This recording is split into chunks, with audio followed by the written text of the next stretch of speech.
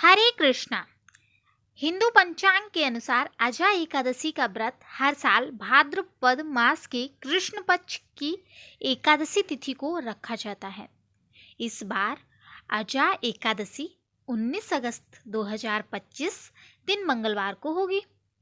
ऐसे में हम जानेंगे भाद्रपद माह के कृष्ण पक्ष में पड़ने वाली एकादशी को अजा एकादशी कहते हैं और इसका शुभ मुहूर्त सुबह के समय है। ऐसे में हम श्रवण करेंगे अजा एकादशी व्रत रखने का महत्व और साथ ही साथ इसकी पौराणिक कथा। मान्यता है कि अजा एकादशी का व्रत रखने और पूजन करने से अश्वमेव यज्ञ के समान पुण्य फल की प्राप्ति होती है। इसके साथ ही अजा एकादशी के दिन पूजन के समय व्रत कथा सुनने से पूजा सफल होती है और व्यक्ति को पापों से मुक्ति मिलती है। आइए जानते हैं अजा एकादशी की व्रत कथा और इसके महत्व के बारे में। तो प्रेम से बोलेंगे भगवान श्री हरि विष्णु की जय, माता लक्ष्मी की जय।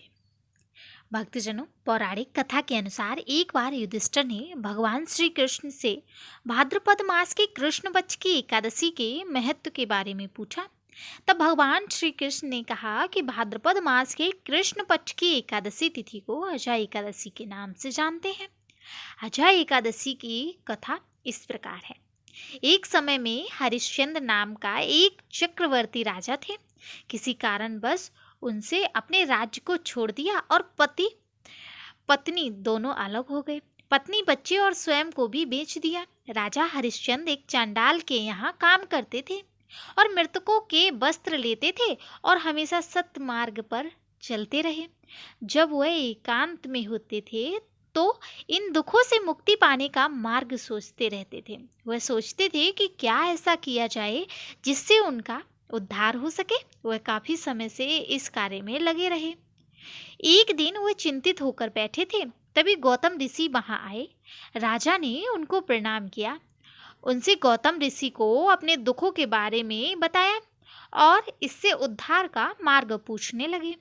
ऋषि ने कहा कि तुम भाग्यशाली हो, क्योंकि आज से 7 दिन बाद भाद्रपद कृष्ण एकादशी यानी अजा एकादशी का व्रत आने वाला है। तुम इस व्रत को विधि पूर्वक करो, तुम्हारा कल्याण होगा। इतना कहने के बाद गौतम ऋषि वहां से चले गए।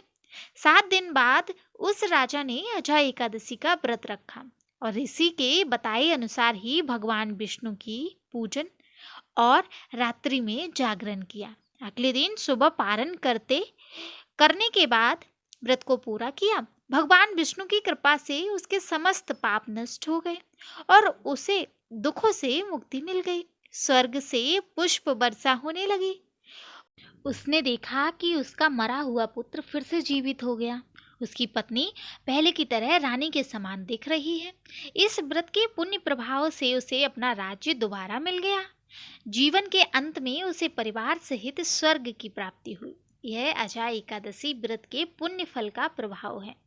भक्तजनों, जो भी भक्त अजा एकादशी का व्रत पूरे विधि विधान से श्री हरि और माता लक्ष्मी का पूजन करके, तुलसी जी का पूजन करके पूजा संपूर्ण करता है, उसके सभी मनोकामना पूर्ण होती है।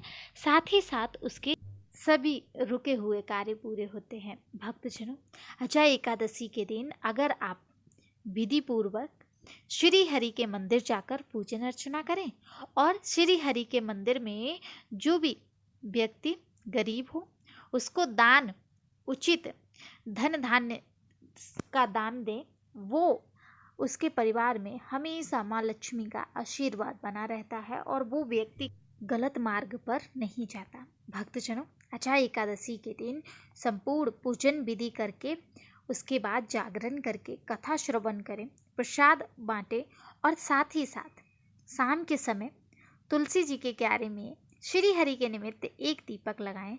उसकी सभी मनोकामना श्री हरि 3 महीने में पूर्ण करते हैं। राधे राधे।